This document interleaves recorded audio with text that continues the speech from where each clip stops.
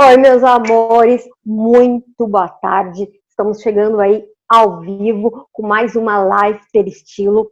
Você aí da sua casa, a gente da nossa, e levando muita informação de qualidade para todos vocês. Bom, o programa de hoje está muito especial. Tenho dois convidados. Primeiro, Luiz Magaldi, que é CEO da MAG Comunicação, que é um parceirão do nosso programa, está sempre aqui. Ele vai falar sobre as estratégias de marketing online nesse momento que está todo mundo se reinventando para isso. Oi, Lu! Oi, tudo bem? Prazer estar com vocês aí novamente. Obrigado pelo convite. Espero poder contribuir aí para o pessoal que está assistindo. Com certeza, você sempre tem conteúdo de muita qualidade. E, gente, a gente tem hoje uma visita, uma presença ilustre de um convidado aqui no Ter Estilo. Ele é jornalista, escritor e sobrinho do Jorge Amado, Roberto Amado. Que honra! Muito obrigada pela sua presença aqui. Bem-vindo. Obrigado a vocês pelo convite e obrigado pela paciência de seus telespectadores, digamos assim, seus amores, como você falou, por me ouvir, por me dar essa oportunidade de contar minhas histórias, muitas histórias. Nossa, é uma honra. A gente está louca para ouvir histórias. Vamos a ela. É tudo que eu sei fazer, contar história, né? Algumas verdadeiras, outras nem tanto, tá? Tá. Roberto, você é jornalista e escritor, né? Você tem diversas obras publicadas, né? Que vai do romance à ficção. Você escreveu também para alguns jornais americanos, trabalhou em alguns grandes jornais, né? Sim. Eu na verdade, eu fiz junto, paralelamente a essas duas atividades. É muito comum, né? Porque escrever livros, escrever ficção, é uma atividade pouco que não se sustenta, né? Então é muito comum todos nós escritores sermos também jornalistas. A diferença é que eu sou primeiro escritor, depois jornalista. Tem muita gente que é primeiro jornalista e depois escritor. Eu sou jornalista. Aí, será que um dia eu viro escritora? Pode ser, basta, como eu sempre digo nas oficinas que eu dou, para escrever, para ser escritor, basta escrever, né? Não tem outra condição. Criatividade, né? E técnica, né? Até isso é uma conversa que eu tive recentemente com o nosso querido Luiz, né? Nem cumprimentei. Que é escrever, coisa que seja. É uma combinação de técnica e criatividade. Então, acredito que todo mundo tem uma criatividade a ser explorada e todo mundo é capaz de adquirir uma técnica. Claro. A diferença é que a gente faz, né? E os outros não fazem. Eu queria saber de você, assim, que acho que é uma curiosidade que todo mundo em casa tem, como que era a convivência com seu tio, com o Jorge Amado? Ele te ensinou muito, te inspirou muito? Não, bom, inspirar é uma palavra complicada. Eu nasci no Rio de Janeiro, né? Minha família era do Rio de Janeiro, e todos nós, Amado, a família Amado, nosso núcleo familiar, morava no Rio, naquela época, nos anos 50. Então, eu tive um constante relacionamento com ele. Depois a gente veio para São Paulo, a minha família, meu pai, minha mãe, mas a gente continuou indo para o Rio, passar a fazer as festas de família, Natal, né, essas coisas. E depois o tio Jorge ele foi para Salvador, ele mudou-se para Salvador nos anos 60, isso eu sou velho, não faz conta. E aí a gente começou, digo eu como criança mesmo, né, e adolescente, começamos a ir para Salvador. Então, assim, houve distância, mas ela foi sempre muito abreviada. A minha convivência com ele no começo é curioso isso, porque no fim dos anos 50, eu nasci em 56, no fim dos anos 50, em 56, ele lançou, já tinha uma obra, já era um escritor conhecido, mas em 56 ele lançou o livro Gabriela, Cravo e Canela, que foi um sucesso muito grande, assim, foi muito grande. Virou uma moda, as mulheres se vestiam como a Gabriela, falavam como a Gabriela, o livro vendeu 700 mil exemplares num ano. Isso depois virou novela da Globo, filme, fez 2 novelas, mas isso no começo. E eu não tinha noção muito do que era, apesar de ele ser já muito famoso, ele ter ficado muito famoso nesse momento, principalmente a partir desse momento, eu não tinha muita noção disso, eu achava meio chato assim, o assédio dele. E eu me lembro até que eu tive uma conversa com a minha mãe, eu tinha 10 anos de idade. E eu perguntei, mas por que... ele veio para São Paulo lançar o Dona Flor e seus 2 maridos. Adoro. E a editora dele era aqui, era Martins, aqui de São Paulo, no Bexiga. E ele ficou hospedado em casa, ele, o tia Zélia e o motorista dele. Os 3 no apartamento que a gente tinha. Eu fui dormir na sala, para você ter uma ideia. Ele ficou dormindo na minha cama.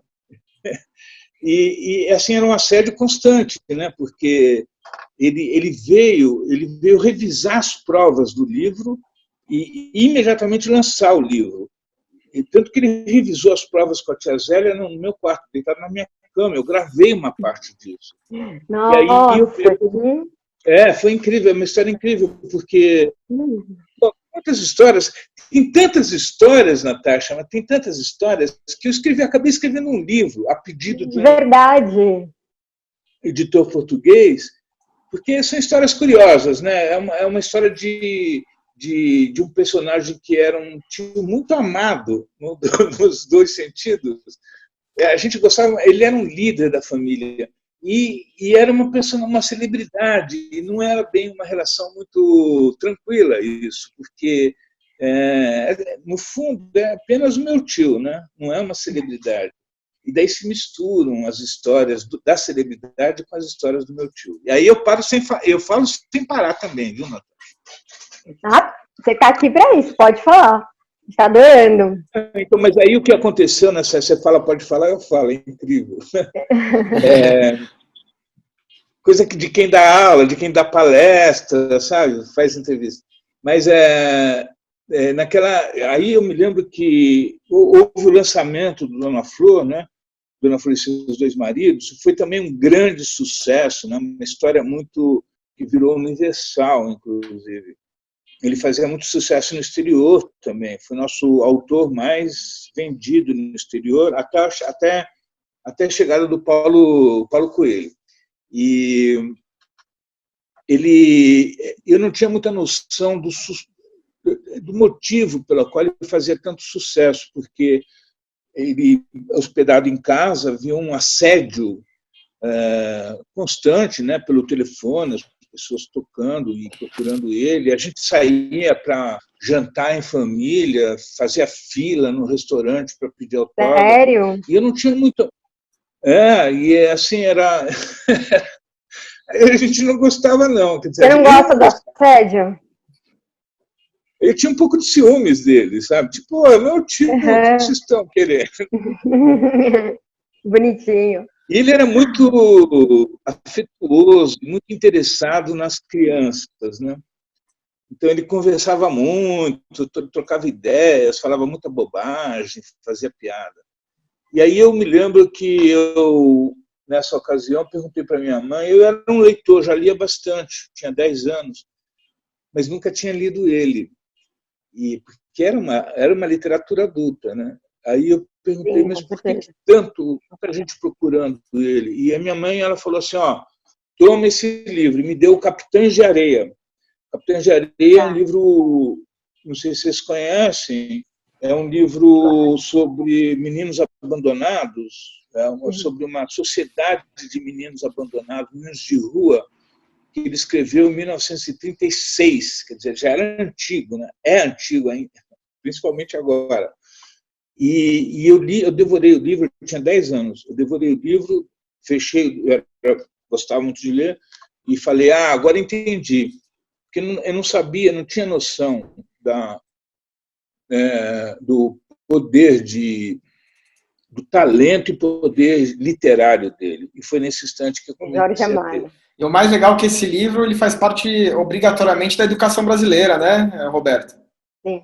O livro Capitães de Areia foi o que mais persistiu no tempo, né? Porque hoje em dia ele ainda vende muito, é muito procurado, mas ele morreu em 2001, já faz 19 anos.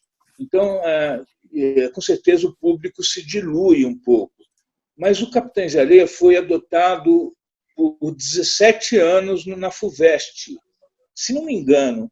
E é um livro que ainda é muito lido, e ele é muito atual, porque fala de uma problemática que são os meninos de rua, os meninos abandonados, discorre sobre essa questão de uma maneira muito talentosa, muito ele é muito bom em narrativas, em personagens. Então é muito sedutor o livro. Os livros dele, em geral, são muito sedutores. E esse, especificamente, pela atualidade dele, é muito procurado, muito admirado. E o legal é que eu estava acompanhando, antes da gente entrar no programa, um pouco da sua biografia também.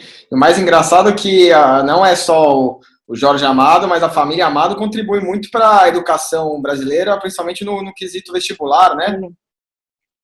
Olha, a família Amado, eu falo orgulhosamente, é a família que tem mais membros na Academia Brasileira de Letras. Sério? Nossa, que honra! Pois é, né? Isso é gozado que eu descobri outro dia, pensando. Porque tem eu vou contar rapidamente, assim, a família Amado, a mais próxima da gente, né? Porque a família Amado é muito grande, mas ela tem origem em Estância, em Sergipe, e tem 2 patriarcas que é o centro dessa história. Um chama Melquisedeque e o outro chama João. O João é o meu avô, é o pai do Jorge, é o pai do Joelson, que é meu pai, que era médico, e é o pai do James, são os 3 irmãos. E todos eles começam com a letra J. Joelson, James e Jorge. E teve um que chama Jofre, que morreu na gripe espanhola, faz tempo, com 3 anos. Todos J. São os filhos do João. Os filhos do Melquisedeque, que é um nome bíblico, esquisito, mas é um nome bíblico, ele tem 14 filhos, o Melquisedeque. E todos eles, a maioria deles, com a letra G. Então tem a família G e a família J. Da família G, teve o Gilberto Amado, o Genolino Amado e esses 2 que foram... O Gilberto Amado era intelectual. Como?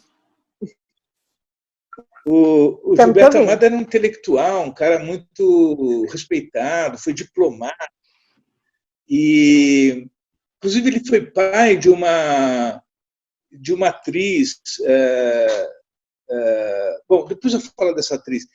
Ela virou uma atriz, casou com um cineasta francês, mas o Gilberto Amado era um diplomata, um escritor, um poeta, e ele foi para a academia, ele foi indicado, virou membro da Academia Brasileira de Letras, inclusive depois do tio Jorge. O tio Jorge foi em 1961 e acho que o Gilberto em 64. O Genolino, que é um jornalista também importante, foi também da academia, entrou na academia nos anos 50. São os 3. E tem a tia Zélia. A tia Zélia é mulher do Jorge Amado, minha tia, né? Quer dizer, não é de sangue, mas casou com o Jorge Amado, uma história de amor muito romântica e tal, que ela, depois que o tio Jorge morreu, ela foi eleita também para a academia na cadeira dele. Tá tudo bem aí? Tá tudo bem. Só os cachorros aqui do home office, sabe? Coisa da quarentena. Não solte os cachorros em mim, né? Pode deixar. Mas eles já vão ficar quietos agora. Eles estão querendo participar do programa, Natasha. Estão querendo participar nossa plateia agora, tá show, plateia da pandemia. Ai, caramba. Falando em ciúmes, né?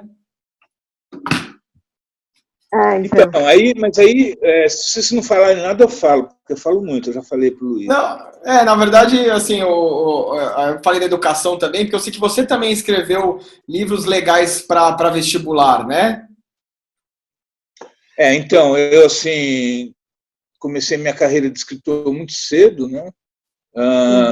Não fiz o sucesso que fez o Jorge Amado, mas isso é uma...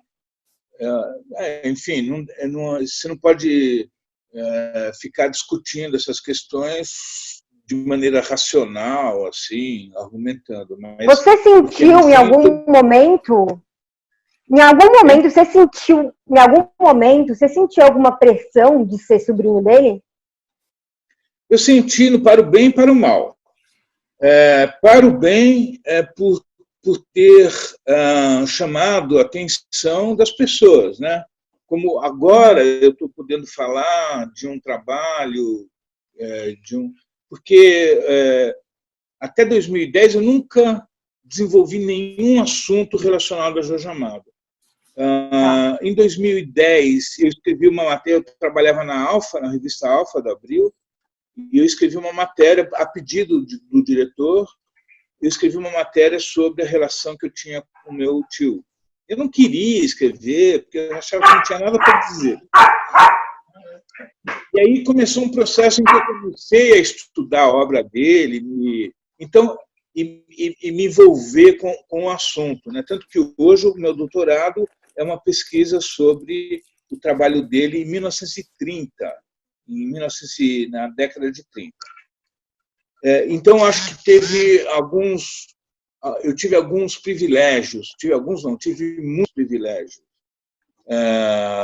Mas também eu paguei um preço, porque tudo aquilo que eu conseguia dava a impressão às pessoas que eu conseguia por mérito, não por meu mérito, mas por ter esse parentesco com ele. Eu sempre tive que lidar com essas duas... e às vezes nem sempre de maneira sábia, assim, né? Às vezes sem saber o que fazer. Num momento eu quero que se dane, desculpa a expressão. Eu estou fazendo o que eu gosto, o que eu quero fazer e desenvolvendo um assunto que poucos podem desenvolver. Então, meu estudo sobre ele, que é o meu trabalho lá na USP, como doutorado ou mestrado, eu estou descobrindo, estou revelando uma faceta dele que poucos conhecem, por exemplo, né? O livro que eu escrevi, que ainda não foi publicado, que no fim não deu certo, a editora portuguesa faliu, e apesar de ter encomendado o meu livro. Então ele ainda não está publicado. Mas o que eu conto dele é uma história minha, não é uma história dele, é a minha relação com ele, com a família e com a vida que a gente levou tendo uma celebridade que me permitiu a mim conhecer muitas outras celebridades, conhecer o mundo da literatura, conhecer muitos escritores e ter um acesso privilegiadíssimo naquilo que eu mais gosto, que é a literatura. Legal. Muito legal. Então, das minhas obras, né, porque a gente está trabalhando agora, o Luiz, com a Ibrapa, que é a editora desse livro. Falamos agora, Luiz, disso? Pode ser. Até tem um gancho com o que eu falei da questão do vestibular, educação, né? Isso, Sim, então, sim, assim, eu escrevi muitas coisas diferentes. Eu escrevi 3 romances, eu escrevi um infanto-juvenil, que esse que foi indicado ao Prêmio Jabuti. Prêmio Jabuti. Eu escrevi livros de reportagem, eu escrevi esse livro do Jorge Amado, que está, enfim, para ser publicado algum dia, E eu escrevi esse livro sobre redação, porque eu acabei desenvolvendo um trabalho de ensinar ou de propor métodos para desenvolver a qualidade a capacidade de redigir textos de maneira geral, então, do curso de redação, e isso acabou desembocando a pedido de um editor. É uma história longa, mas, enfim, o livro saiu pela Ibrapa, chama-se É Fácil Escrever Bem para o Enem. Pela Embrasa, se eu não me engano, né? Brasa, desculpa. É a idade, viu? Não tem problema nenhum. São tantos livros que até perde a conta, né, das editoras. É a minha editora, pô, como é que eu posso errar o nome? Inclusive, eles têm 400 livros, né? Eu estava vendo. Eles são uma editora bastante forte, muito forte nessa área educacional, inclusive. E o livro é muito bem feito, e muito bem editado. E ele tem um conteúdo que é fruto da minha experiência como escritor, jornalista e professor. Nossa, deve ser sensacional, eu vou ler. Método para... leia, aprenda. Porque, na verdade, assim, ao mesmo tempo que ele é muito produtivo para quem quer prestar vestibular, né? A redação do vestibular é o grande pesadelo dos candidatos, porque a performance é muito fraca, né? Nós temos uma educação falha nesse sentido da expressão escrita. Então, eu uso a minha experiência, né?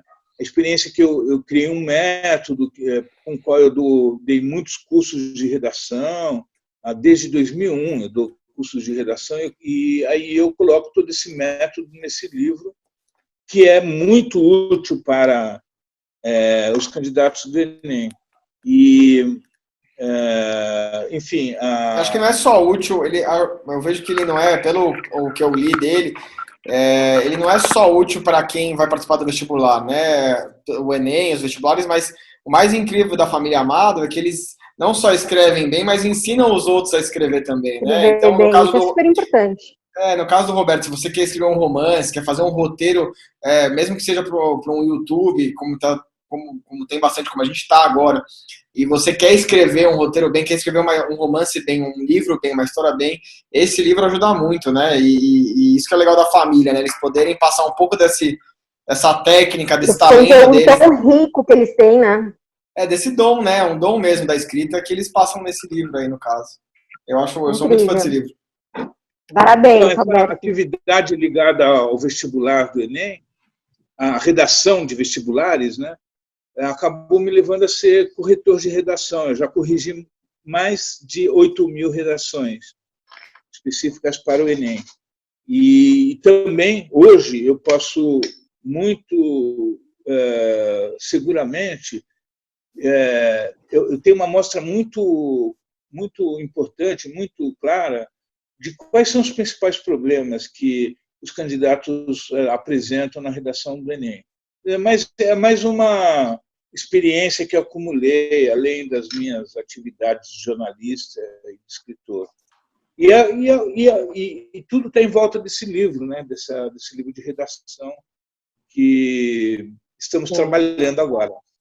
Certo? Ai, que máximo, que máximo. Muito parabéns, ainda mais nessa época que as escolas estão fechadas, né? É um livro de extrema necessidade para quem está em casa aí conseguir estudar, né? Para o vestibular, para o Enem. Justamente a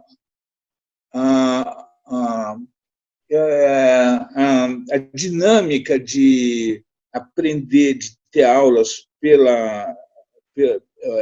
remotamente, online, ainda uma coisa que ainda não está completamente consolidada, as pessoas estão aprendendo a fazer isso, né? Eu agora vou dar um curso lá na USP, eu já dei curso lá presencial, eu vou dar agora no fim de julho, começo de agosto, eu vou dar um curso remoto, de literatura mesmo, de romance proletário, que é uma das minhas pesquisas. E eu estou super ansioso, porque não sei muito bem o que fazer, né? vou dar uma aula para 50 alunos, eu vou usar esse método aí, botar assim, não sei, ainda estou decidindo. Então, são coisas que essa tecnologia que a gente ainda está desenvolvendo, né? Eu sou aluno também, de noite eu faço um curso de inglês de alta performance na Universidade de Cornell, um inglês acadêmico, para escrever artigos acadêmicos e tal. E é também bastante estranho, como aluno, eu lidar, porque não tem aula ao vivo sempre, tem os vídeos. É uma coisa que ainda a gente está incorporando, que é legal, né? É legal.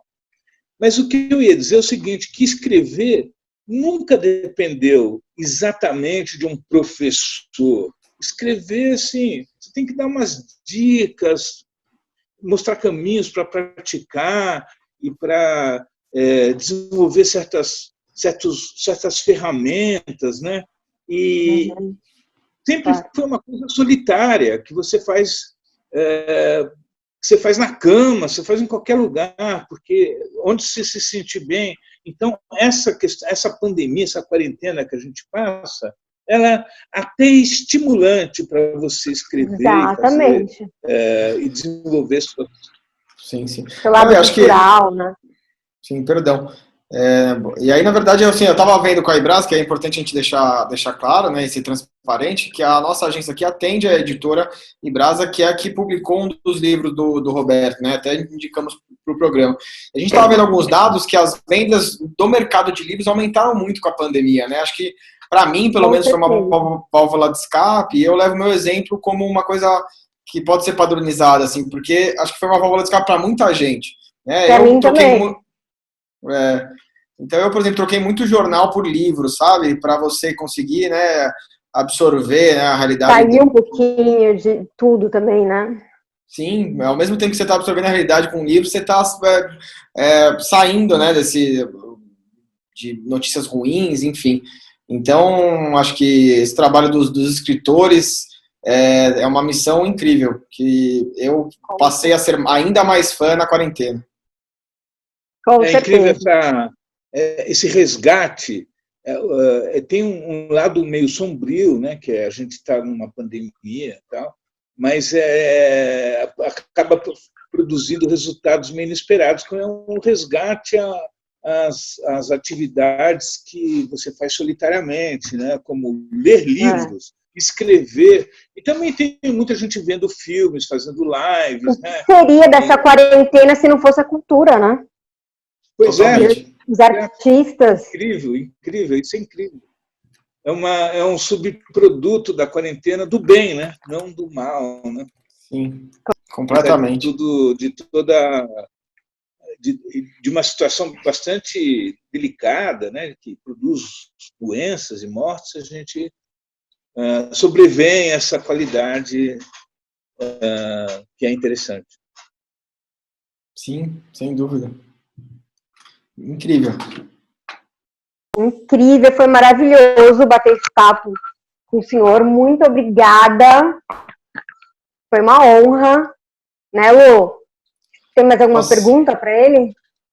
Não, eu amei. Acho que você foi indicado ao Prêmio Jabuti por um livro super especial também, né, Roberto? É um livro muito especial, sim, porque eu não sou escritor infanto-juvenil. Eu fiz só esse livro. Aliás, eu fiz uns contos aí que nunca publiquei, mas eu fiz esse livro. Esse livro é a história de um índio, mas ele não é. A questão é mais a história de um menino, digamos. São 4 contos com o mesmo personagem. E eu fui muito inspirado por esse livro, porque o meu filho, eu tenho um filho que hoje ele tem 31 anos, né? E é um grande cara, tal, mas na época ele foi meu primeiro filho e eu tenho 2. Ele era pequeno e ele gostava muito de, como toda criança gosta muito de ouvir história, né? E como eu sou escritor, ficcionista, eu na hora de dormir eu sentava do lado dele e contava as histórias mais incríveis e inventando as histórias, que é o que eu sei fazer melhor, sabe? Mas eu nunca tinha desenvolvido essa qualidade, né? E aí, assim, quando eu fui escrever, aí eu resolvi escrever esse livro, as histórias não são as que eu contava exatamente para ele, mas eu entrei no espírito de contar histórias para crianças. E baixou, sabe, um personagem que é esse menino, e foi muito bem sucedido o livro, porque foi para uma editora importante, atual, que virou Saraiva, tal. O livro já não está assim, circulando, porque faz 20 anos, me devolveram já os direitos, mas ele foi adquirido pelo governo, pelo MEC, né, como um livro paradidático. E é bem legal o livro. Parabéns. É engraçado isso, porque eu comecei a escrever livros muito cedo, sabe? E quanto mais velho eu fico, melhor eu escrevo. Quantos anos você começou a escrever? O primeiro livro que eu escrevi, eu tinha 17 anos. Mas eu não publiquei. O segundo livro que eu... Oi? Tem vontade de publicar seu primeiro livro? Ele era bem ruim. Entendi. Depois aprimorando. Felizmente eu não publiquei. Era ruim porque você não viu eu escrevendo, meu Deus do céu. E aí o segundo livro que eu escrevi, que foi o primeiro que eu publiquei, eu tinha 21 anos, e é um livro que marcou muito a minha geração, sabe? Pelo menos assim, nos círculos fechados, tal, mas teve uma repercussão na imprensa. Então, com 21 anos, né, com 25 eu já estava numa grande editora, que era a Record, publicando o meu segundo livro, tal. E depois teve aí um desenrolar de livros que eu publiquei, que eu escrevi, não publiquei também. É uma vida difícil de escritor. Mas aí, à medida que eu fui ficando mais velho, foi ficando mais gostoso escrever, e eu fui escrevendo melhor, e fui gostando mais do que escrevia. E hoje eu gosto muito do que eu escrevo, sabe? Com certeza. Prazer em escrever, assim. É pena que não tem muito tempo, porque agora eu estou escrevendo a minha tese de pós-graduação. É uma tese que eu gosto muito, assim, ela é muito interessante, porque é uma pesquisa bem legal, assim, e eu não tenho tempo para mais nada. Eu trabalho também, né? Eu faço tradução, corrijo redação, escrevo matérias. Eu tenho uma carreira de 40 anos de jornalismo, mas jornalismo tenho 5 passagens na Abril. Trabalhei nos grandes veículos de imprensa, mas faz tempo que não tenho trabalho, porque o jornalismo caiu muito, né? Então, eu faço uns vídeos, enfim, e falo muito também. Por que você acha que caiu tanto assim, Roberto, o jornalismo? Eu acho que o jornalismo ele passou por 3 crises. 3. Primeiro, a crise do mercado, da economia em geral, do país, né? Que é uma crise que afeta a todos. A segunda crise foi a disputa, não é disputa, mas assim, a falta de atualidade, a concorrência, digamos, com os meios digitais. E acho até que é um movimento interessante e tal, e aí o jornalismo migrou para a internet, mas ainda não é uma coisa bem solucionada, tem problemas de sustentabilidade, ainda não tem ainda uma cara não definitiva, mas está ainda se formando essa cara do jornalismo da internet. É novinho ainda.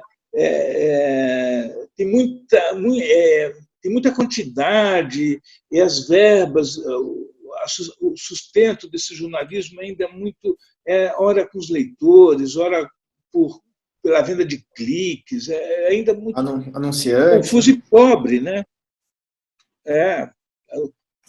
O que não deveria, né? Caíram. Que é uma missão tão grande para a sociedade, né? De você trazer informação verídica e fiscalizar a população e a sociedade como um todo, deveria ser a mais bem remunerada, né? Informar a sociedade. Agora a gente está... Com certeza, Nath. Agora, justamente, né, ontem foi aprovada aí, no primeiro passo, a lei da fake news. Ela é muito perigosa, né, porque ela cria uma possibilidade de... isso está se discutindo, eu nem tenho muita opinião, mas é preciso tomar muito cuidado, porque a gente peca pelo excesso de informações falsas, né, e tem sido é uma coisa muito, de uns anos para cá, muito forte. Mas a gente também não pode inibir a expressão, a liberdade de expressão, né? E aí fica nesse limiar meio esquisito, que vai determinar muito os modelos da imprensa daqui para frente e um pouco para trás também, né? E aquele modelo do jornal e da revista, você vê, quando eu trabalhei na Veja, a Veja tinha uma tiragem de 1 milhão, e era muito senhora de si no mercado, né? A mesma televisão, a imprensa da televisão, que você pega a audiência, por exemplo, de um Fantástico, de um Jornal Nacional, ela vem caindo terrivelmente ao longo dos anos. A Veja hoje é ridícula sair a tiragem dela. Como? Você falou do Jornal Nacional, tudo, eu acho que é muito para a internet. O pessoal está mais conectado no celular do que na televisão. Perfeito, exatamente. Eu mesmo, eu uso, eu ainda consumo muita notícia, ainda tenho esse hábito, né? Tenho esse hábito de jornalista. Eu não vejo televisão. Eu acho muito... Eu não gosto. A verdade é essa. Nossa, porque na internet você escolhe um pouco mais, né? Você tem muitas alternativas, você vai acabar... Você pode escolher melhor o seu perfil. Mais democrático, na TV, né? não, é um pouco massacrante, né? Essa imposição, né? Tem que ver o Jornal Nacional. Pô, eu não quero ver essa droga. Exatamente. Entendeu? Então, esse modelo de jornalismo no Brasil, ele nunca foi muito bom, não, para ser sincero, viu? Porque o jornalismo brasileiro ele nunca foi investigativo. Não é como a escola americana, que é uma escola investigativa. Ele é um jornalismo declarativo, que com essa mania de ver os dois lados, sabe? Então, declara aí desse lado, declara daquele lado, mas não tem investigação. E houve um processo de degeneração desse modelo jornalístico com a consolidação das assessorias de imprensa. Você é assessor de imprensa, mas eu não estou criticando a assessoria de imprensa, eu estou criticando o modelo, que, assim, quando eu comecei no jornalismo, você não precisava falar com a assessoria de imprensa para entrevistar um diretor de uma empresa. Hoje, não. Se você quiser entrevistar o diretor de uma empresa, você tem que submeter uma assessoria, você tem que mandar perguntas. Outro dia, até, eu fui fazer uma entrevista, o cara falou, você não podia, além de pedir as perguntas e de dizer para que eu queria, ele queria que eu mandasse um currículo para ele. Eu falei, desculpa a expressão, eu falei, vá a merda, né, cara? Eu tenho 40 anos de jornalismo, não dá currículo para você, pesquisa aí, seu vagabundo. Então, quer dizer, a gente fica... Falei, porque nós estamos tudo no mesmo barco, nós somos jornalistas querendo sobreviver, certo? Então, quer dizer, houve um controle da informação exagerado nessa relação entre o setor das empresas, dos pilares econômicos, com a imprensa. A imprensa virou cativa, virou sem graça, é declarativa só. Fulano de tal, o que o senhor acha? No máximo, vai ver uma segunda fonte, mas não tem investigação. E por que não tem investigação? Nunca teve muito, não. O jornalismo investigativo foi muito pobre no Brasil. Não tem porque custa caro. Custa caro, as empresas não têm recursos, as empresas jornalísticas são pequenas, são minúsculas, são empresas sem investimento, sem capital, sem fluxo de caixa. Não são grandes empresas. Tem a Globo, que é grande, né? ou uma TV ou outra, tal. Você pega esses jornais, eles estão todos falidos, né? Sim. Então, por isso, acho que e nessas muitos jornalistas, como eu, né, sofreram muito com a falta de oportunidades de trabalho mesmo. E fora que é o seguinte, eu passei boa parte da minha carreira de jornalismo escrevendo coisas que não tinham nada a ver comigo. Aí, quando eu fiquei mais velho, é que eu comecei a ter uma atividade mais baseada na minha experiência, nas minhas qualidades intrínsecas, sabe? O que eu poderia escrever, no acesso às minhas informações, à minha cultura. Mas no começo de carreira, eu escrevia até como mulher, eu assinava. Sério? Assinei muita matéria com nome feminino. Por quê? Porque mulher compra mais revista, entendeu? Eu precisava ter um autor e eu escrevia bem, então escreve aí. Enfim, esse modelo é uma pena que acabou, mas graças a Deus que acabou, sabe? Tem esse sentimento ambíguo, assim. Está acabando, né? Está acabando. Sim, com certeza. Muito obrigada, Roberto. Foi uma honra te receber aqui. Você abrilhantou mais ainda nosso programa. Quando for lançar livro, volta aqui que a gente vai estar te esperando. É um prazer ver, você é muito simpática, o programa é muito legal. Obrigado, Luiz. Obrigado você, foi uma honra. De verdade. Então, beijo. Tudo de mão. Tudo de bom.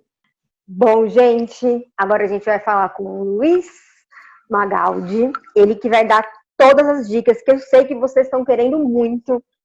Ele vai falar sobre estratégias de marketing para se destacar no cenário atual. Porque com a pandemia mudou muito o cenário, não é, Lu? Sim, com certeza. Falar muito do online, né? A gente queria dar algumas dicas aí que rapidamente alguém pode passar a mostrar o produto dela para mais gente e vender também. Porque agora foi tudo para online, né? Foi tudo para online. Tá começando a retornar, né, e abrir as coisas, mas é uma tendência que a pandemia trouxe, que transformou 5 anos em 3 meses, né? Então, do ponto de vista de comunicação. Então, a gente estava falando agora do jornalismo, você vê como o AllTV, né, e o Telestilo já se adiantou muito bem, né, quando você tem uma transmissão feita no YouTube e online. Então, esse é o futuro presente, né? A gente está no futuro presente, acho que eu tenho um pouquinho para contribuir para quem precisa de ajuda para vender online.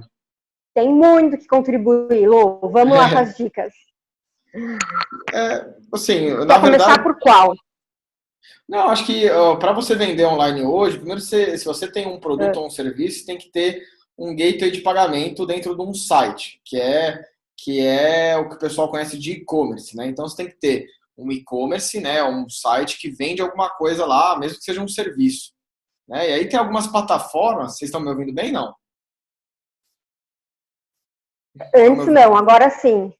Deu uma caidinha. Então, tem algumas plataformas que a primeira coisa que você tem que ter, né? Lançou lá a pandemia, ou se você não fez ainda, você tem que correr. Que são plataformas de e-commerce, né? De venda de produtos onde a pessoa pode pagar online. Ela pode ter acesso à informação do... aí tem básicas para a pessoa de casa que pode fazer agora, pode pegar, entrar no site e fazer, que a gente usa aqui para alguns clientes que querem uma coisa mais simples, que é o Shopify, que é um e-commerce super básico, qualquer pessoa pode fazer, né? Você precisa... aí eu vou dar algumas dicas de uma pessoa em casa, como que ela pode fazer uma loja virtual agora, por exemplo. Então, você pode acessar ou o Shopify, ou o e-commerce do WordPress, que já é conhecido também, muita gente conhece, e o Wix também, que hoje está extremamente avançado. Eu já usei, extremamente fácil. E eles estão com um custo-benefício absurdo, e aí muita gente em casa pode ter ouvido o programador falar que eles não gostam de Wix, tem preconceito com WordPress. Assim, eu já peguei várias buchas para resolver de programador, que é o cara que sabe mexer com código de HTML, Java, etc. E só que esse pessoal, eles querem fazer com código porque isso garante uma segurança para o site. Mas isso é coisa de 5 anos atrás. Hoje em dia, essas plataformas que eu acabei de falar, elas garantem essa segurança. Em 2020, você precisa ser rápido e simples, né? A gente já falou em alguns programas, mas você tem que acessar essas 3 plataformas e aí você tem que ter um gateway de pagamento, né? Um PagSeguro, um Mercado Pago, enfim, tem N plataformas para você passar o cartão de crédito do seu cliente. Aí você intuitivamente, você demora, em 3 horas, é uma estimativa legal se você quiser ser objetivo para botar um site desse no ar, vender o seu produto lá, tá? Você focadinho em 3 horas você faz, e aí você tem que achar uma forma de promover isso, né? Não sei se a gente pode já entrar nisso, mas nessa pandemia, assim, a gente aumentou muito a demanda aqui de algumas frentes, né? Tanto de mídia social, mas não só mídia social, como anúncio em mídias sociais, na internet, e eu percebi o quanto cresceu os anúncios no Facebook, no Instagram. Nessa pandemia, cresceu demais. Você vê direto aquele patrocinado o tempo todo. Sim. E isso foi uma demanda que aumentou muito aqui, né? Por conta de ser o canal de comunicação, né? A mídia que você pode utilizar para alcançar mais pessoas, né? Então, obviamente, e aí a ideia... ela quer dar umas dicas de marketing também. Ela passa por todas as plateia. É nossa plateia. E aí... Plateias! e aí, na verdade, o que a gente pode falar dentro desse ecossistema de mídia social? Você usa muito o Google Ads, que muita gente não está usando, né? Então, Google em si, ele está vendendo muito hoje, agora, para os nossos clientes. A gente está vendo muito resultado com o Google AdWords e também com mídias de Instagram, mas também estamos fazendo campanha no TikTok. Começando algumas campanhas no TikTok que eu já falava há uns 9 meses no programa, inclusive, né? Que ia, e tá muito forte. Não tem TikTok. Não Você tem, tá? Tá muito forte, Nath, tá muito. Agora, inclusive, o Instagram provou para nós a importância do TikTok, que é fazer o Reels, né? O Reels nada mais que lançou agora uma semana atrás, que é uma cópia do TikTok. Realmente para concorrer de frente com o TikTok. É uma plataforma que tem uma forma de criar os vídeos um pouco mais dinâmica. Mas o que o TikTok tem? Por que o pessoal fica dançando nele? Então, ele surgiu inicialmente... ele surgiu inicialmente como uma plataforma de dublagem, né? E foi uma ideia criativa que deu certo, porque é legal, né? Uma coisa simples que o ser humano ele gosta, né? Você fazer uma dublagem. Ele começou assim, mas hoje ele não é só isso.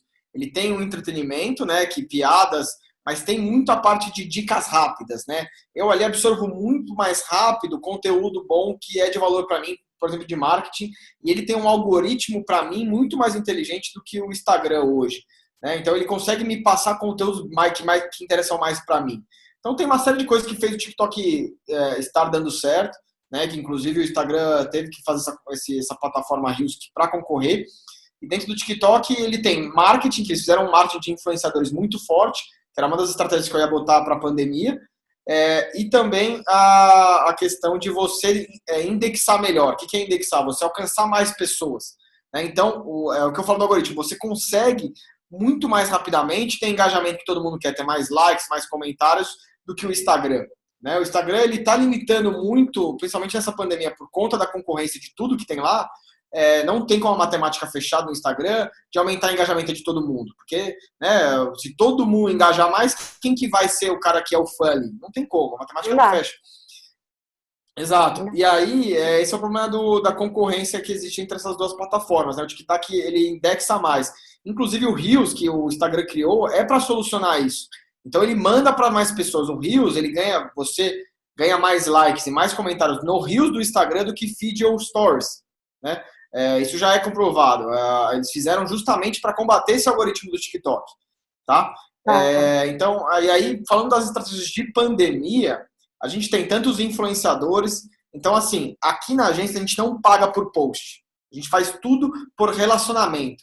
Então, você fazer uma cartinha que você escreve de própria mão, com o seu produto, com o seu serviço, com alguma amostra grátis, algum presente para o influenciador, para mandar para suas mídias sociais, isso tem uma força de vendas gigantesca. Tem uma força de vendas, de crescimento de negócio gigantesco.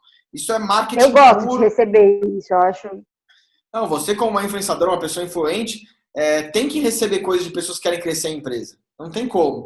Tem que receber. A gente faz um trabalho absurdo. E às vezes você pagar por um post, que você obriga ela a ter aquele discurso capitalista da marca. Aqui a gente ganha, por exemplo, uma divulgação de um cliente por... Estão me ouvindo? Não. Acho que deu uma travadinha aí rápido. Mas aqui a gente ganha a divulgação dos influenciadores para os nossos clientes com ideias, né? Então, as ideias aqui, o carinho que a gente tem, o amor que a gente coloca numa cartinha junto com um presente para o influenciador, às vezes tem um impacto na marca do cliente muito mais forte do que simplesmente pagar por um influenciador postar ou ficar postando uma coisa de vendas, né? Você não falar de vendas e passar conteúdo de valor hoje vende muito mais do que você falasse de uma coisa de comercial, de desconto, de promoção, de produto, né? Então, essa é a estratégia que a gente está adotando aqui num overview geral. Então, muito conteúdo em mídia social, atrelado com uma divulgação, né, anúncios, né, que você pode gerenciar pelo próprio gerenciador de anúncios. Então, o Facebook, ele tem um gerenciador de anúncios. O Google, ele tem o Google AdWords. Se você usar essas duas plataformas, às vezes com R$1.000, hoje em dia, se você fizer um trabalho bem feito com essas duas plataformas com R$1.000 de impulsionamento, como as pessoas gostam de falar, não tem como não se pagar. Não tem como não se pagar. Eu sei porque eu tenho vários cases aqui para ajudar empresas pequenas também, que dependem do nosso trabalho aqui para sobreviver, e que a gente consegue, com um valor menor que esse até, fazer com que ele tenha vendas e sobreviva nessa crise. Então, eu acho que é muito importante, e acho que não é nem opção, né? Todo mundo já aceitou a importância desse marketing online. Com certeza. Não tem quem não entrou nisso, porque é a nossa realidade agora. Sim. E totalmente. Aí, pra gente aqui, essa assessoria de imprensa que a gente faz para jornalistas e também para influenciadores, ela tem um processinho simples, que você vai fazer, no caso dos dois, né, jornalista e influenciadores, uma cartinha falando sobre o produto. No caso do jornalista, um press release. Esse press release não pode ser uma coisa propagandística, então não pode falar, meu produto é foda, eu sou legal, eu sou o mais top do mundo, que eu faço com muito amor e carinho, foi criado. Não, é uma notícia. Você mesmo que você pegar uma reportagem, dar uma informação, um negócio informativo e usar a sua empresa como fonte, né? E aí você vai mandar a cartinha para o influenciador, para o jornalista, a cartinha, o press release e um presente como produto da empresa, né? Então, por exemplo, aqui na agência, ó, a gente está com um baúzinho ali, tá vendo? Aqui, ó, atrás tem um baúzinho. E isso aqui a gente vai mandar com uma amostra, um baúzinho, parece um baú do pirata, sabe? De caça ao tesouro, que a gente vai mandar com os presentes, tudo bem decorado. Eu quero, viu? Ah, tem que mandar, vamos mandar. E aí, entendeu? E aí isso mexe com o coração, né, de quem está recebendo. Então ela divulga com prazer, né, e vira um parceiro-chave para a empresa. Se você adotar tudo isso que eu falei agora, é impossível uma empresa não vender, inclusive principalmente na pandemia. Principalmente na pandemia. Com certeza. Acho que de maneira geral, assim, para você conseguir ter estratégias bem-sucedidas de marketing nessa pandemia, que eu tive os testes aqui, é tudo isso que eu falei, Nath. Foi excelente, Lu. Você sempre arrasando nos conteúdos. Nada. Na parceria. Obrigado. Vamos já, tô esperando já você voltar de novo para trazer aí mais conteúdo pra gente. Legal. E que da próxima vez, se Deus quiser, já vamos estar no nosso estúdio. Se Deus quiser, né? Chega um pouco, vamos tentar fazer um novo normal construtivo, né? E tentar voltar o máximo possível ao que era antes. Exatamente. Lu, muito obrigada pela sua participação. Quer deixar algum contato? Quem quiser entrar em contato com a Mag? Pode ir no Instagram. No Instagram eu posto bastante dica, bastante coisa. Acho que eu tento ajudar as pessoas. Eu tento ir no detalhe, no segredo ali mesmo da agência. Passar coisas que serão segredos para as agências, né? E pode ir no Instagram, Luiz com S, _ Magaldi, _ depois do Magaldi, né? Magaldi é com L de leão, D de dado e de igreja no final. E enfim, pode me seguir lá. Eu posso deixar um e-mail também, que é luiz_s.magaldi, @magcomunicacal, né? Comunicação sem o cedilha e sem o acento, .com.br. Precisando de alguma coisa, eu tenho o maior prazer em ajudar, não tenho, para mim eu faço como missão mesmo, então não tenho nenhum interesse comercial em ajudar as pessoas, principalmente do ponto de vista de marketing, como a gente falou hoje. Isso é uma consequência e vai ser um prazer aí poder contribuir. Obrigada, Lu, mais uma vez. Obrigado a Beijo, você. até.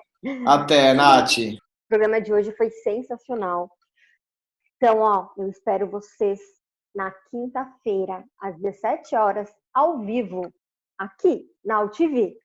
Eu vou deixar para vocês o link do meu Instagram também, porque quando até chegar a quinta, a gente se fala pelo Instagram, tá cheio de dicas. É Natasha, com SCH, Aguiar, tudo junto, mas com 2 As, do Natasha e do Aguiar, _ oficial. Então me adiciona lá. Muito obrigada pela sua companhia. Obrigada também ao nosso diretor Serjão, que sem ele esse programa não estaria acontecendo. Um beijo a todos e um ótimo final de semana.